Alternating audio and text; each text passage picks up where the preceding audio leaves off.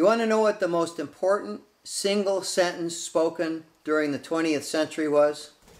For my money, here comes Larry Bird again. Larry the motivational bird, right? We're going to talk about attitude, right? For my money, it was this: we have nothing to fear but fear itself. Spoken by Franklin Delano Roosevelt in the darkest days of the Great Depression. The day before he went on the radio with his fireside chat and said that famous sentence. Oh, you're cranking up now, hey? The day before, there had been runs on the banks all across the country.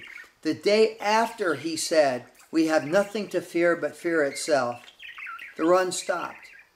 Now, what would have happened if he'd have gone on radio, national radio, and said, everything, we have everything to be afraid of. This country could come to an end if we don't get our act together. This is terrible. The sky is falling. What would have happened? Chances are we would have spiraled even further into that deep, dark, terrible Great Depression. And in fact, there's a real-world example of that happening. Shortly after 9/11, the CEO of United Airlines sent a letter to every single employee saying, our airline could be out of business in less than a year. What a horrible thing. And in fact, United did go through bankruptcy after having laid off tens of thousands of workers in a panic attack. Contrast that with Southwest Airlines, where their attitude was, this was certainly a tragedy, but we see no reason to hit the panic button. We see no reason to fire people. And at a time when United Airlines was spiraling down, Southwest Airlines continued to grow substantially at the expense of United and the other airlines that had hit the panic button because of their negative, pessimistic attitude about the future. I'm Joe Ty, CEO of Values Coach, and your coach for this course on the 12 Core Action Values. And today we cover the first cornerstone of enthusiasm, which is attitude. Now, you've probably heard the saying, attitude is everything. Keith Harrell wrote a book called Attitude is Everything. Jeff Keller wrote another book, also called Attitude is Everything. And I think they're substantially right. Your attitude, is a choice. It is the choice of how you look at the world, positive or negative. It is more than a choice, though. It is a habit. Jeff Keller, in his version of the book, Attitude is Everything, said, positive self-talk isn't enough if it's just a little bit. If you spend your day thinking negative thoughts, and every now and then you go, oh, the world is great, I'm okay, you're okay, that's not enough. It has to become your dominant form of thinking. And in that respect, attitude is not only a choice, it's a choice you make many, many times every day. Excuse me. And it becomes a habit when you start making that positive choice to have a positive attitude.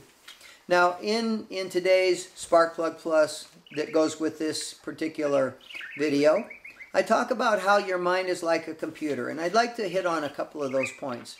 One, you've probably heard that in a computer, it's garbage in, garbage out. If you program a computer with garbage programs, it's not going to work, or it's not going to work properly. Same thing with your mind. If you allow a lot of toxic, negative stuff into your mind, whether it's watching a lot of violent movies and television shows, whether it's hanging around with a lot of people who are always moaning and whining at the water cooler, you allow a lot of negative stuff into your field of consciousness, you're going to become a more negative person. Garbage in, garbage out. And the more negative you are, the less effective you're going to be in your life.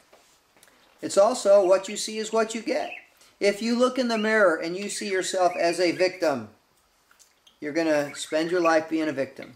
If you see yourself being a loser, guess what? You're not going to win.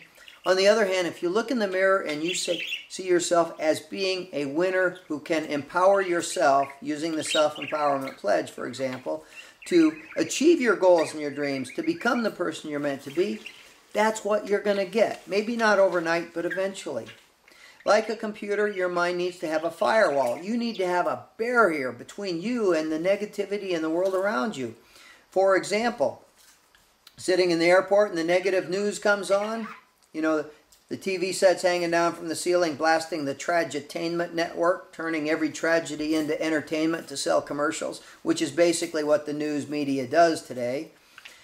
you have to put up a firewall. What I do is I put on my headphones and tune it out. You have to block out that stuff before it absorbs, before it starts to impact you. And every now and then you need to do, like on your computer, a virus scan. You need to do a self-check on your own method of thinking. Are you thinking positively or are you thinking negatively? What's your attitude like? One other thing that I think you really need to pay attention to if you want to have a consistently positive and optimistic attitude, and that is what sociologists call your reference group, but is a fancy term for simply saying, who do you spend your time with?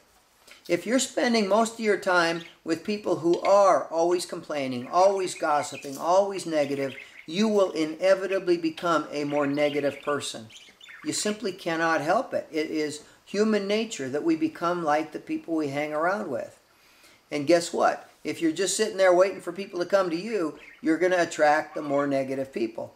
On the other hand, if you go out of your way to make friends with, to associate with, to help support the efforts of really positive, optimistic, cheerful people, it can't help but rub off on you. If you don't believe me, go spend a day working on a Habitat for Humanity project and see if you don't come back feeling better than you left. Let me wrap up with this thought. Every leader, every effective leader is a positive person. We would never follow a leader, not very far or for very long anyway, who was a pessimist. We'd never follow a leader who had a terrible attitude. We'd never follow a leader who was always complaining about how, oh, the government this or this. Those people don't become leaders. And when you consider that management is a job description, leadership is a life decision, and we all have the opportunity and the occasional obligation to be effective leaders in our families, in our communities, as well as at work. Don't you think it pays to have a more positive attitude? One of the best investments you can make in yourself is every day making that choice to have a positive attitude, and you make that choice until it becomes a habit. Good times, bad times, doesn't matter. Best of times, worst of times, the answer is yes. You're going to have a positive attitude in how you approach the challenges and the problems of your life, and if you do that, you're going to be a whole lot more successful. Right, Larry Bird? He agrees. See you next time.